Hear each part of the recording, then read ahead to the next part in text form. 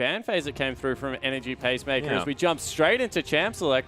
And you can see Energy Pacemaker getting rid of the Lulu, the Nidalee, as well as the Callista, but not touching the Xerath.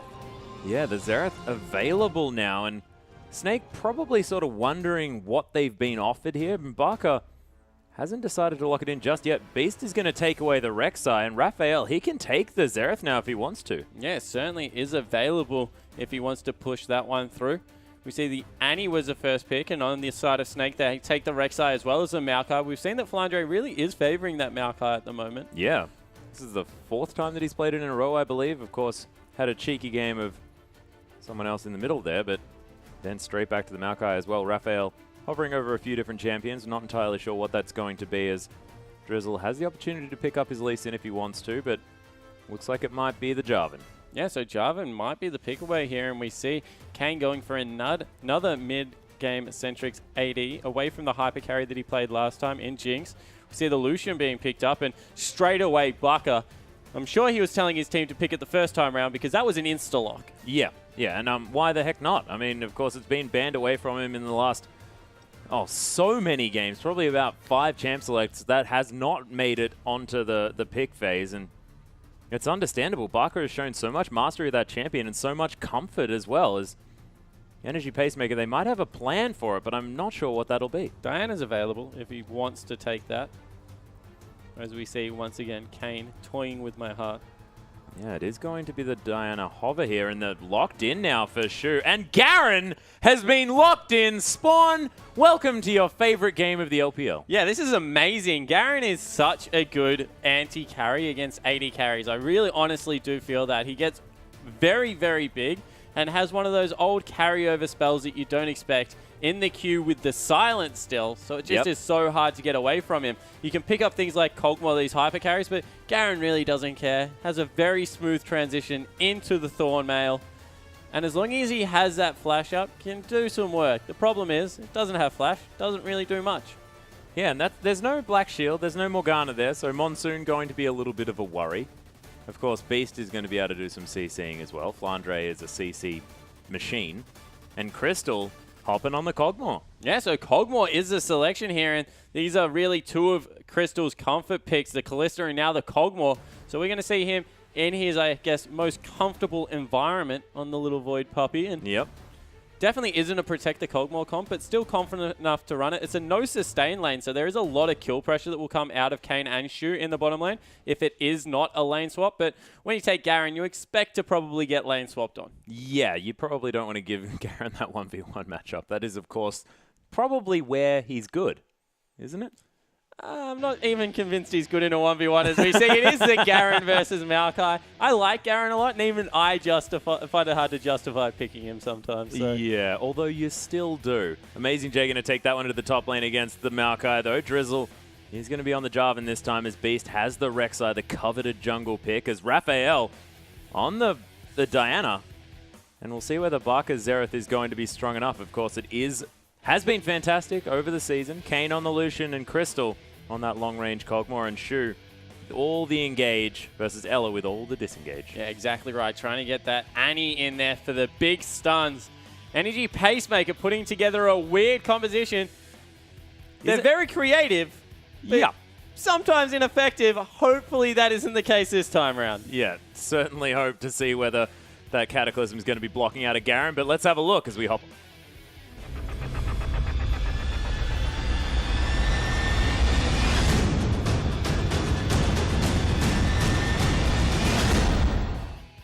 And welcome back, ladies and gentlemen. Energy Pacemaker taking on Snake for our second match of the day, and we'll see whether Energy Pacemaker can bounce back with some interesting picks. Yeah, certainly are some interesting picks. Don't know why we're following a Diana. There is a Garen on the Rift, Mr. Spectator.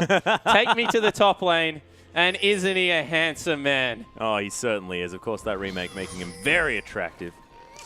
He's himself a very cool saber. Yeah, super cool saber.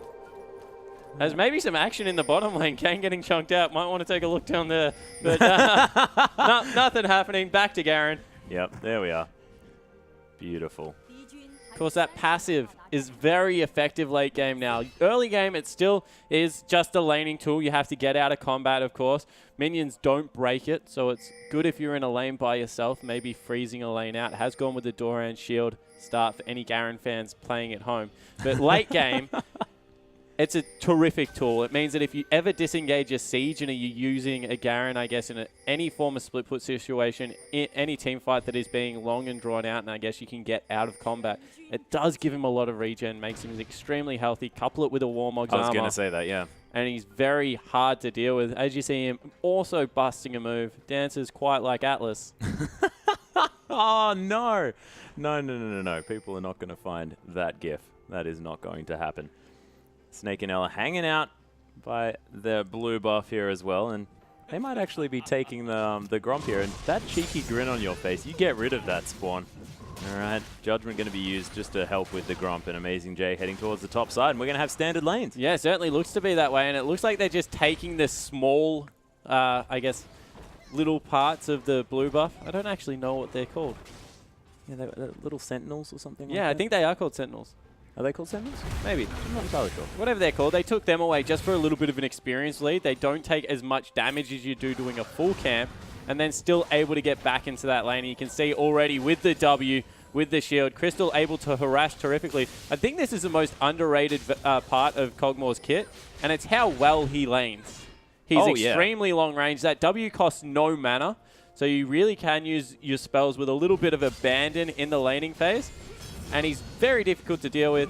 As we see Garen, speaking about no mana, none at all. Can just use abilities whenever he wants. Just do your buttons, is what a Garen fan would say. Just constantly run at people and press your buttons. Exactly right. And he has, of course, the ability to cancel out slows, which is good against Maokai. Because if he gets hit by a Q, can activate his Q in response and catch up very nicely. Of course, that sapling also does a slow. Has the W for some innate tankiness, probably the best tanking ability in the game. Wow. It's a big deal. With that damage reduction, and we see he's going to be aggressed on here, but he's a Garen. Yeah, we'll see whether he has to blow that flash here as well. Judgment going to be used to try and add some tenacity, but he's taking so much damage. Just wanders out. But Garen. But in the end, was Garen, so it was fine. Interesting. Raphael going to miss a CS there, but not going to find Barker here as well. Some good aggression in response from Barker, looking to get some work done. Does step off the minion wave and zone very effectively. So you can see early Diana trying to shove in, make Barker use his spells to farm out that wave underneath turret. But because of the early game top, it has meant that Drizzle has been able to go for a 3 buff start here. Yeah, looking for the enemy blue buff. He's going to get knocked up here as well as Shu comes around, and he's going to be able to take down that blue as well. So heads up play out of Drizzle, recognizing that with the Rek'Sai in the top lane, would have recalled for the quickest way back into the jungle and able to get the 3 buff start uncontested. Even pulled Kog'Maw out of lane for a little bit whilst Kane stayed. So he's completely equal on CS when he was getting a little bit bullied at the start of the match. And all in all, Energy Pacemaker controlling this early game a little bit better. And you have to say it's on the back of that Garen pick, making sure that Beast had to head towards that top side. Oh, it's just terrifying. If you don't early gank the Garen, it's going to snowball out of control. Oh, that's assuming Amazing J is going to build Ghostblade into Infinity Edge, am I correct? Yep, that is the build. That is the build. Beautiful. I think Sunfire Cape's probably better in competitive play. Really? Do you think Garen in competitive play really, is that a thing that should work? Or? Well, we're going to see. I mean, he's here. That's true. We'll find out. Does have a CS lead there on the top side as Flandre had head back to base. And Drizzle extremely low. He's going to be spotted out here from Beast. Probably has to abandon that camp. Yeah, Beast actually going to be able to find some prey here as well.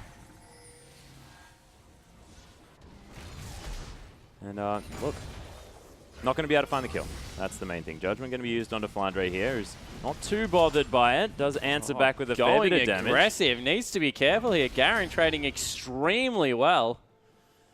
Yeah, manages to get the second Q off there as well in that rotation. So Flandre does have to be careful. Amazing J almost level 6.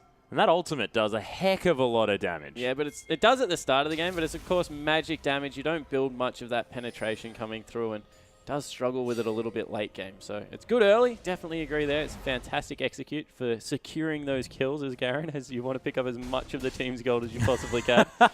But doesn't really do much late game. Okay, so probably going to be fine as Raphael going to continue to clear out these waves in the mid lane and, well, try to, of course. 13 CS behind now. No attention from either jungler here in mid. And look at the Garen passive just ticking away. Flandre looking in disbelief as he just heals up so much. Cues him to stop it. Weird, because it's sort of... Maokai does that as well, just a little bit, as spells getting used. Oh, he's level 6 on one of these waves. He creeps. He has to be. Oh, no, he's not. He's still a little bit further away, so Drizzle, he's up here early. They need the level 6, otherwise there's no hope they kill the Maokai. Flandre actually doing a whole lot of damage to Amazing J here as well. Oh, he spots Drizzle out as well, so they're going to be able to shove this wave in, but probably not going to be able to kill the Maokai. Yeah, and that will mean Dragon is started up by Snake, so recognizing now that the jungler is on the top side of the map for Energy Pacemaker, that they can maybe grab an objective for themselves. It has been pinged out, definitely going to be spotted, but nothing the Snake lineup can do about it. Or the Energy Pacemaker lineup. Yep, that one. Yeah, that one. Those guys. Nothing they can do about it, of course. And having Barca able to shove this wave in mid very easily here as well is just so important because Raphael, he can't roam. He can't move out of that mid lane. Yeah, exactly right. And I don't think he would be really looking to at this point in the game anyway. He hasn't gone back and shopped yet. He's fallen about 14 behind in CS, but this is what you expect in a melee versus ranged matchup. And of course, Diana's kit just does so much that the gold really is the bonus to the kit. She's inherently tanky, has a lot of things going on for her with that double gap closer on the ultimate. So you feel that if he's able to keep this gap, get a good first shop in, it's really the split pushing that is going to be unanswerable as we see Amazing J flying in there and spinning back out. The awe in your voice is adorable, Spawn. Is Beast going to be able to take down his blue, red buff here in full vision of Energy Pacemaker? You got the Evelyn pick yesterday. I did. Today, I get the Garen pick. That's how it works. And Victor started getting played as well as Kane's going to find Ella here. Lots of damage coming through from that passive. Voidu's going to disengage relatively effectively, but Ella has to be careful now in this lane. And in competitive play, we must have seen some of the most underplayed champions come through this week. We saw an Evelyn, we saw an Urgot in the NALCS yeah, that's earlier true. This morning. Saw a Varus in the OPL. Varus in the OPL, and now we've seen a Garen in the LPL. This is brilliant. This is absolutely brilliant. And who better to be playing it as well than Amazing J? This guy always pulls out the interesting picks. But we'll see whether it actually pays off here. He's fallen behind just a little bit in farm. Beast paying a little bit more attention up there. Amazing J, a bit of gold to spend. Is going to probably finish off Giant's Belt, perhaps? I'm not entirely sure. Haven't actually seen what he's grabbed just yet. Does have Giant's Belt, does have that Chain Vest as well as Kane taking a lot of damage here on the bottom side. Ella going to get stunned up, but not going to take too much damage. As Kane has to be very careful. Of course, Kog'Maw with a whole lot more range than this Lucian. And has the Sheen already. So able to get a lot of poke damage down with that W, with the weaving of the auto attacks after the ultimate. Got to respect what Kog'Maw brings to the laning phase. And we see Garen having to itemize for that Sunfire Cape means that he's not really itemizing for his lane as much. Will, of course, be able to push extremely effectively, but Maokai doing a lot of magic damage at this point in the game. He's going for the tank build, so won't have that roller to get some damage across, but will, of course, with the W, still be able to do some good things as we see, wow, Crystal chunking out Shu and Kane. That was without a Sheen proc as well. That was just the Bioarcane Barrage. Living Artillery, that's dead. One auto attack. Does have to blow their heal far earlier than he otherwise would have. This is very, very frightening. Beast actually going for the steal here of the red buff. He's going to easily be able to pick that one away. Drizzle way too low after taking those wolves, and Kane forced to go back. So a lot of pressure across the map here from Snake, and oh my goodness, Pacemaker going to find Shu, but Kane does make it out. Yeah, and across the board, it really is only the Garen standing up in this laning phase. All the other members of Energy Pacemaker starting to fall a little bit behind, and it really does show that Garen, the linchpin of this composition. As Flandre going to go very aggressive here onto Amazing J, who doesn't take a whole lot of damage. Vengeful Maelstrom doing some work, but Amazing J not going to really answer back with too much damage, and it's a bit of a wet noodle fight between sort of the tank Garen and the big Maokai up there. Yeah, it certainly seems to be the case. There's now even Garen falling 13 CS behind, so let's just say that Snake has won the laning phase. and hope they move out of it relatively soon, because it has been an extremely slow start to an LPL game, Atlas, of course. Yeah. The Dragon was taken earlier. That will be up in about 2.5 minutes, so watch for that one. But apart from that, not really much going on around the map. And Energy Pacemaker looking for mid-game spikes in power here as well. I don't know. Yeah, okay, that's a good point. Raphael is going to have that Abyssal Scepter relatively soon. So that could help them with some extra power here as Beast hanging out in the top lane. They really want to kill this Garen. So the thing about team compositions is normally when you put a team comp together, you're looking for someone to, I guess, cover the weaknesses of your comp, which is why sometimes we see mid-game AD carries or mid-game mages. And then the rest of your comp knits together at a certain part. So if you have a late-game insurance policy, maybe in a Cogmore, and then a double AP composition is, ooh, Amazing J needs to be careful. Yeah, he's going aggressive with that judgment there as well as there's the twisted advance. Amazing J forced to use that flash very quickly. The flash in response here as well from Flandre and Beast. Amazing J taking so much damage. There's the ultimate, and Beast may not survive. He does with the burrow. I think he would have been okay anyway, but utilizing that passive to keep himself alive here as well. And Amazing J falls. But you saw how much work they had to put into him. That's true. He's definitely tanky. But yeah, so what I was saying is normally team comps, you have a specific time of the game where you're strong. Why Garen doesn't fit into a lot of team comps is because he's not strong at any part of the game, which just means that you have an obvious weakness when you take him into a lineup. Yeah, Crystal actually going to get stunned up here from Shu there as the Monsoon is going to come down. Ooh. Kane, nice piercing light to be able to get some more damage on this Cogmore. Drizzle paying a visit here as well. They might be going for the dive as the Living Artillery going to be used just to try and clear out this wave. Another piercing light over the Cogmore as that pot is trying to tick down, trying to keep this Cogmore alive. Doesn't find that one. On Shu able to clear out this ward here at the same time. Of course, that Franken-Tib is just hanging out with the little girl. Abyssal Scepter finished in the mid lane. This is the first spike of the game where you feel Energy Pacemaker has a clear advantage. If Raphael can get onto Baka somehow, will do a lot of damage, and you can see straight away Baka respecting that, not wanting to go anywhere near the creep wave now. Recognizes that he's probably in one combo territory because he's gone for the Morellonomicon, hasn't gone for any of the tanky stats that he could. Yeah, Flandre actually tanking up Amazing J, no worries at all here. Lands a bit of damage with that Arcane Smash. Energy Pacemaker going to start off the Dragon here. They notice the fact that Raphael is hanging around. They must know that this is going on. They haven't got a teleport. Wow, this is bad. This is bad news. Oh, Flandre doesn't actually get it stopped here as well as Beast comes in. Doesn't manage to steal away the Dragon. Drizzle gets that one, but Energy Pacemaker trying to deal with the Snake members in the pit. It is going to be a kill for Barker, a kill for Crystal here as well as Raphael taking so much damage.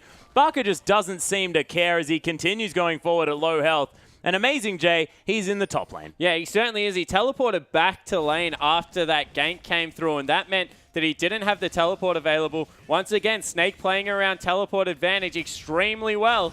And Amazing J going to do some split pushing, but they will lose mid-turret and a lot of kills after that Dragon fight. I think they went 3 for nothing.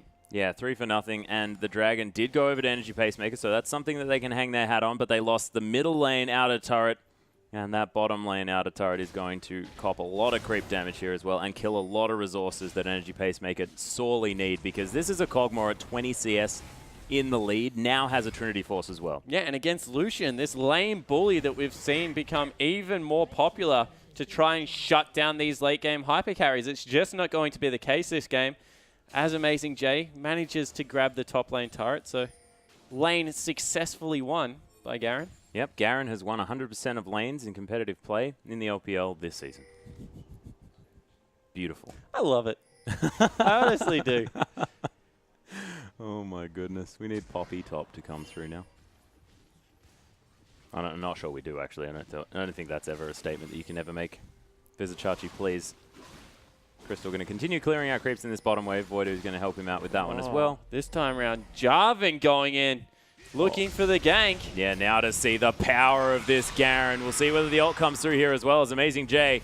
He's going to try and auto-attack him up, but they have to be careful. Beast comes around. Flandre trying to turn this one. The Ventral Maelstrom doing some work. Drizzle taking so much damage. Forced to get out of there. Beast picks up the kill. Flandre, though, he's going to go down. The double kill for the Garen. Didn't even need Raphael. Best champion in the game. And who was trapped in there with who? Garen just going crazy in the Cataclysm. The Demacian boys. You see the synergy between the Cataclysm, the Judgment. It's going nuts. I was expecting the Cataclysm to go forward and then Amazing J unable to do anything. To just be trapped outside. Yeah, trapped outside. But that's not how it works, of course. You just Cataclysm a target that Garen's already in the face of. And that's how it works. That was beautifully well done. One thing I will say is Garen is very sad. Of course, charged with the protection of Prince Jarvan 4 and let him fall in that fight. Oh, a bit of the lore coming through. This is wonderful. We're getting so many different facets of League of Legends from you today, Spawn. It's brilliant. No bias either. Oh, wondrous stuff. As this red buff is going to go down to Kayn. Energy Pacemaker looking to try and eke back a little bit of an advantage here. 3,000 gold's the lead for Snake thus far. Snake have complete control over this game. Well, it's 3,000 gold lead. Only one turret in the lead. Yeah, but they've got a Cogmore who's 30 CS ahead and a very farm Xerath in the mid lane who's doing fantastic things as well. They've sent the split push through for Diana. Wow! The Crystal takes so much damage. There's the Moonfall as well. Monsoon going to be used to try and get Raphael out of this fight. Garen coming in on the Siege minion here as well as Drizzle finds his way around Shu looking for a stun. Crystal falls down to Cathian Surprise. Going to try and find some damage here. Does a whole lot of work to this Annie. And Ella is going to be saved. They might be able to get some turrets in this one, though, because that's 5 members of Energy Pacemaker in the bottom lane. Yeah, so they're just the big collapse came through from Energy Pacemaker, sending the Garen in. He's got another Giant's Belt as well as those Mercury Treads, and now got the flank on potentially Baka, who's running away. He's got a red buff here as well. Not a lot of ability to get away from this Garen as Raphael and take down the outer turret. So this is one thing I will say about Energy Pacemaker's lineup is they have a clear split pushing advantage. Okay.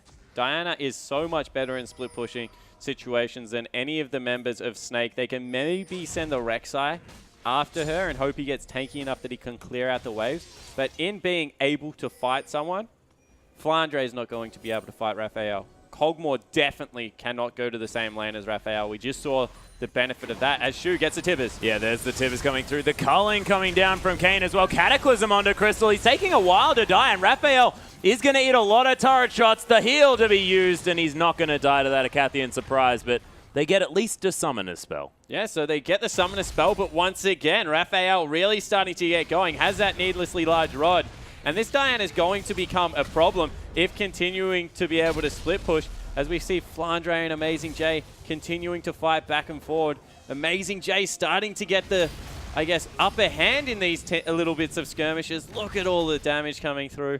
Look at all the what damage coming through. My goodness. The passive from Maokai was enough to get rid of everything that happened over that last minute of trading, I'm pretty sure. Maokai's passive is one of the strongest in the game. Yeah. That is what makes part of his kit. Yeah. It's very, very good. It means that Garen doesn't actually do very much to this Maokai at all. Which is very sad. Very sad. We'll see whether Amazing J can affect the map in other ways. Of course, not going to be able to kill Flandre, but Flandre unable to kill anyone. He's just going to be annoying, CC everyone up just to make sure that his Cogmore can get the damage down. Shu does have that stun available as Ella going to clear out these wards as well. Dragon up in another 15 seconds. Crystal takes away the Grump. Does have the Bilgewater Cutlass now as well, so a little bit of self-peel. It's going to be available from this Cogmore. Prey Seekers, Arcano Pulses, everything coming through. Whoa. Shu takes half of his health. He might die if he hits all of these. Not going to find it. The last one comes through. Oh, Howling Gale forced to be flashed out of the way of from Shu. And that is going to mean a Dragon easily here as Beast looking for Raphael and Drizzle. Actually, is he looking for them? Because that was 2 members and Beast just turns this one around. There's the slow to come down. There's Shu. Garen is behind them. He's got the flank. He's looking for it. There's the massive move from Flandre with that Righteous Glory. Arcano Pulse coming through here as well. Garen in the back line trying to do some work, but that is going to be Baka falling down. Raphael taking a lot of damage. Crystal, he's going to kill Raphael. Amazing J gets exhausted. Did he do anything to Crystal? I'm not entirely sure as Judgment comes down, but it's not going to be enough. Drizzle, the last man standing for Energy Pacemaker, and you were pointing frantically at the screen, the fact that Garen, he'd got onto the Cogmore, and then Cogmore sort of just walked away. Yeah, so they just completely ignored him. Which will mean a Dragon for Snake and a 1-team fight. The Garen pick not looking to work out. Not yet. Not yet, but late game Garen. I don't know what it does. He lives for a very long time is what he does. Okay, so it's kind of like Sion that doesn't have any... He's like Mundo without a slow. Ah, good. He has a silence, though. Yeah, he does. Yeah. And his judgment scales off crit, which is good for this build. Randuin's Omen almost completed from Amazing J though, so he's at least going to have an AoE slow. He's like a bad Renekton. A bad Renekton. Oh my goodness. He's now fallen behind in farm here as well, so 24 CS is going to be the lead for Flandre, who now has that Frozen Heart completed as well. 30% cooldown reduction for this Maokai. He's going to be twisting and advancing all over this map. We saw he has no fear in that department. He definitely does not. He's able to even withstand the Diana at this point in the game, who is, I guess, a force to be reckoned with. 2-1-2 now, finished up that Zhonya's Hourglass. You really do feel that is the win condition. And I say the win condition because there probably is only one for Energy Pacemaker at this point in the game, and that is ensuring that Diana is the split pusher, taking down these turrets. Wouldn't be surprised if we saw the incredible Selfish build, which is that Lich Bane coming through. Going to be able to get some more work done in these split pushing scenarios. Adds to the one-shot potential. As you see, Beast is a person that's going to answer the Garen split push. And I was going to say, and going to be made to pay for it, but doesn't look to be the case. No, he just walks away from the Garen. Needs a Fromo. Fromo? Frozen Mallet. Frozen Mallet. I thought you were talking about frozen yogurt for a second there. Interesting. Yeah, Frozen Mallet. Does that work on Judgment? Does Judgment get Frozen Mallet books? That's really cool. Oh, not Judgment. Oh, no. Okay, what's a Q? Yeah, it's not. It doesn't proc on hit effects. That would actually make Garen ridiculously strong. Imagine that. Red buff. Oh. Yeah, no. Ravenous Hydra. With you Judgment? can use Ravenous Hydra as you're spinning. Oh, okay, active. Cool. There we are. You learn something new every day. Unfortunately, this particular bit of learning was about Garen. Crystal going to be able to take down this Rift Scuttler, though. No dragon to speak of just yet, which is why the game has slowed down just a little bit. And you see the problem with Garen. If a jungler can answer a top laner's split push with no fear, then probably not going to be a very successful game, as we see. Because the teleport is down for Beast, they just for Flandre, sorry, they're just using Beast to answer that one. And Raphael, nice dodge there of some of the damage, but then picks up the rest of it on his way up. Yep, Arcano Pulse. Not on a great cooldown, but doesn't take a whole lot of damage from it. Of course, does have the Abyssal Scepter, so he's going to be okay. Beast going to be clearing out some of these minions here on the top side of the map here, as well as Amazing J going to do the same and then try to do a damage. The battle of the Titans. Look at the damage. Can you see it? Snake now. Flandre happy to tank up this turret. Amazing J continuing to judge. All over Beast. He's just building up that fury. And then going underground again and negating all of the damage from Amazing J. Oh, Amazing J, he's actually starting to get some work done. Beast needs to be careful here. Forced to tunnel away. Yeah, there's the Pacemaker coming through. Amazing J going to close the distance. Nice use of that knock up as Amazing J then decides that, yep, I'm not going to be able to catch up to the Rek'Sai. And he'll get away. But look, now the passive going to be at work. I don't know what we're looking for here. Oh, no. Stops the passive. Stopping the passage. Complete nightmare for Amazing J. What is he going to do? He's going to wait, and then the passive will be up again. As you can see, it's like he's using a potion. This is ridiculous. Oh, it's better than a potion. Is it? Doesn't cost any money. Well, that's true, but like, you know. No, it actually is better than a potion as well. As we see, Raphael really the linchpin of this composition, although Kane quietly has got back even in CS nearly, is 0-2-1, so not having a fantastic game so far in terms of team fighting, but has been able to pick up the Brutalizer now, going towards that Youmuu's Ghostblade, so a very mid-game centric build coming through, recognizing that he needs some flat penetration to be able to get through the Rek'Sai, get through the Maokai at this point in the game. Wouldn't be surprised if his next game is the next item, is the Last Whisper, just going for even more armor pen, because they are really starting to stack it against this Garen, against the Lucian, and they need some tools to be able to deal with it.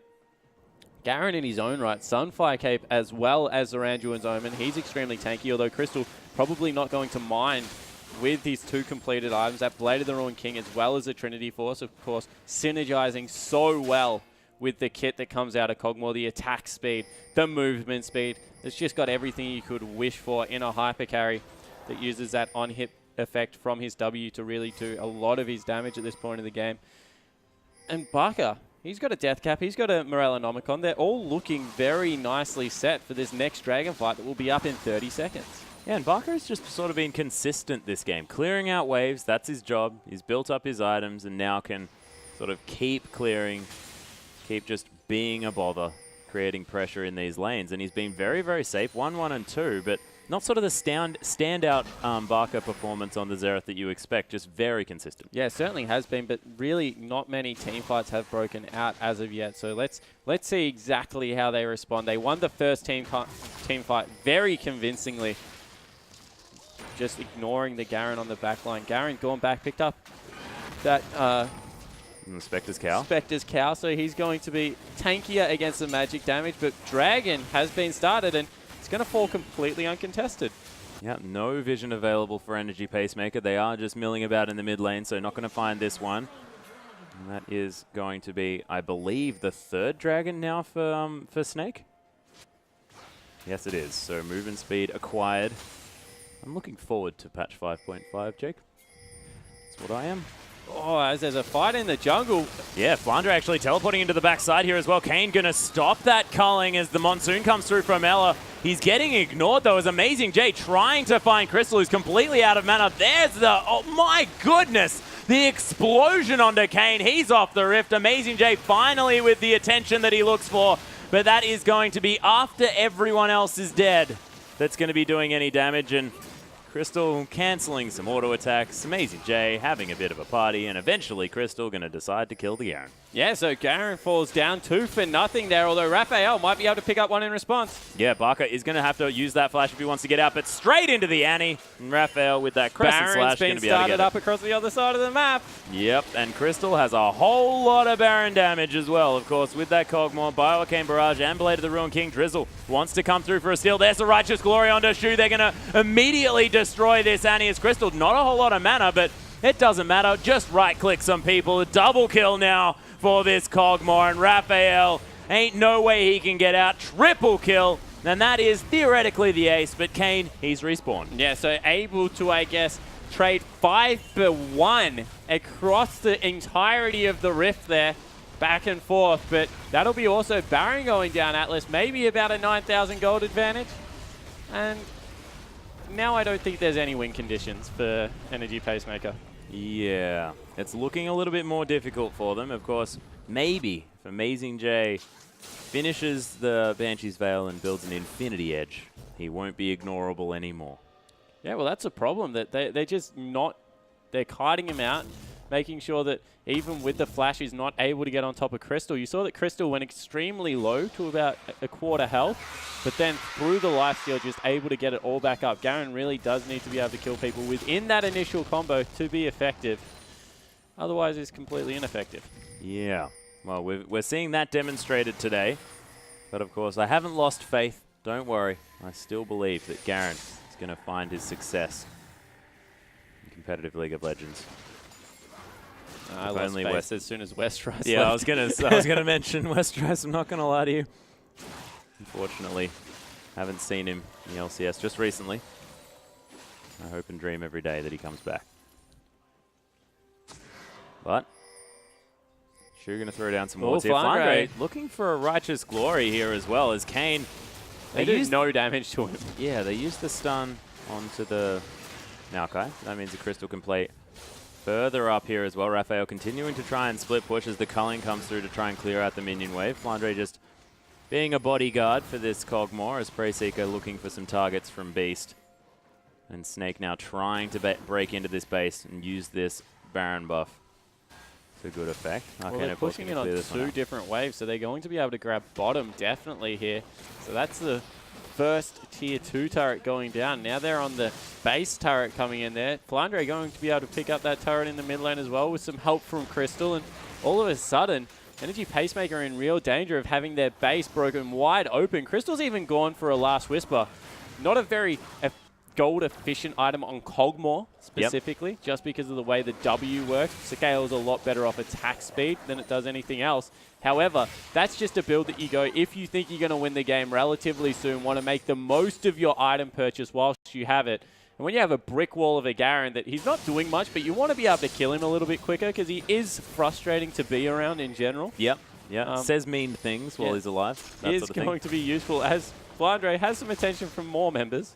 Yeah, he's not too worried about it. Arcane Smash just going to be used. Oh, Doesn't get knocked up here as well, as Drizzle not going to find that one. As in comes Beast now and tunnels his way in. Shu taking a lot of damage from Flandre. This is 3 members on just the Maokai. Now finally Ella finds his way around. Kane gets destroyed. This tree is so huge and so difficult to deal with. That is an immediate use of that Zhonya's Hourglass. Barker going to get the attention of Raphael as Crystal just rips through him. Barker gets the kill. And Amazing J tries to find someone to hit with his cool-looking sword, but he's going to get stunned up. There's the Prey Seeker. The Randu and Zoman going to be used by both of them.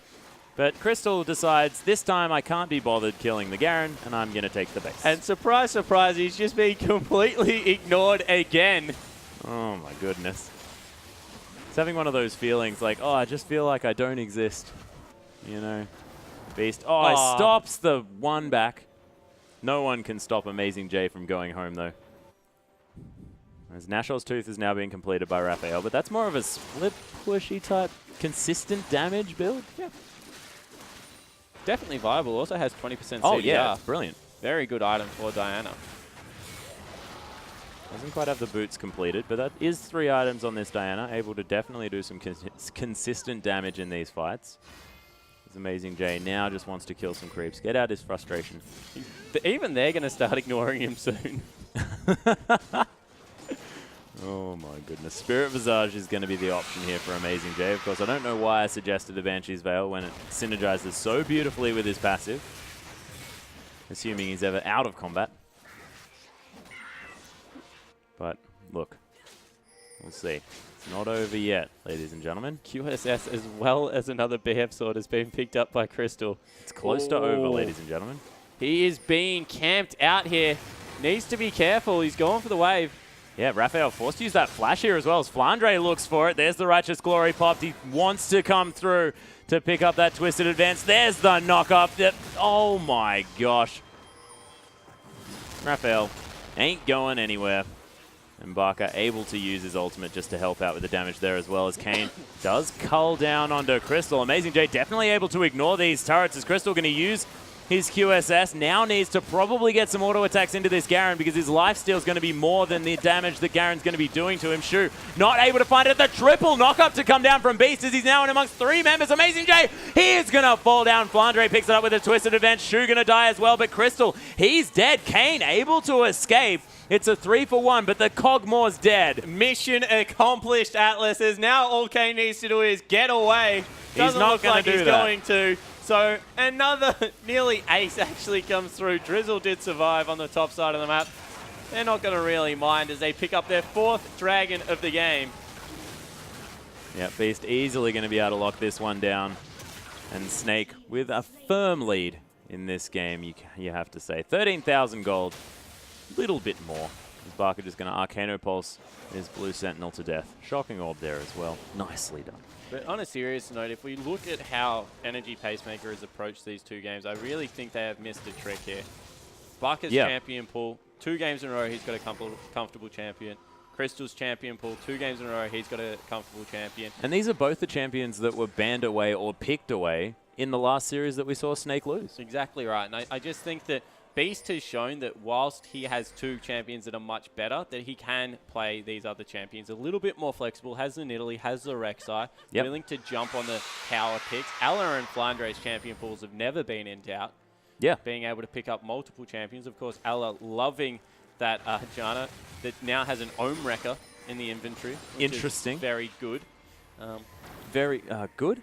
Yep. I would have liked the Banner of also Command. Zeke's Herald in the top lane to just augment the Cogmore's damage even further. Of course, Maokai also has the highest base AD of any champion in League of Legends. That's true. That's true. That's why you build Doran's Blades on him, is Shu. He's going to take a lot of damage. Does manage to get a stun onto Barker, but he doesn't offer too much in response as Crystal's going to be able to pick up that kill. Beast looking for Raphael, who's completely out of mana. He's going to pop the Zhonya's, and Drizzle's going to die. The double kill coming through. Kane gets hit by a Shocking Orb, and that's a triple kill now for the Cogmore. Amazing J flying through into the fight to try and do something, as the Shocking Orb just going to lock him down, and he's eventually going to die And that is a clean ace now for Snake. Energy Pacemaker were looking for something. Not entirely sure what it was, but they do find the surrender. Yeah, so they're able to get that one right at least. And we see smiles across the board for Snake. Yeah, lots of respect now for Amazing J. They look a lot happier than they did yesterday coming through after the disappointing loss. But they managed to pick up the 2-0. Yeah. And, you know, this is after 5 draws in a row after a loss and then a loss yesterday as well. This is what Snake need to try and catch up to that second place spot in OMG, and dropping that game yesterday would have made them feel horrible, and now they're moving forward. Now they're creating the progression that they need to as this third place team that rocketed into the LPL. Yeah, exactly right. And you just see there seems to be a way to beat them, but they also seem to be starting to diversify across the map. Beast champion pool, as I said, getting much better, and Snake, they're not showing the earlier dominance they did, but it looks like they're starting to piece it together. Yeah, and we'll see whether it is going to be Barker finding a few more champions to play, and of course Crystal able to diversify there as well, and see what the next team to face off against Snake does. But ladies and gentlemen, still 3 more matchups to come here in the LPL. Don't go anywhere. We'll just have a short break.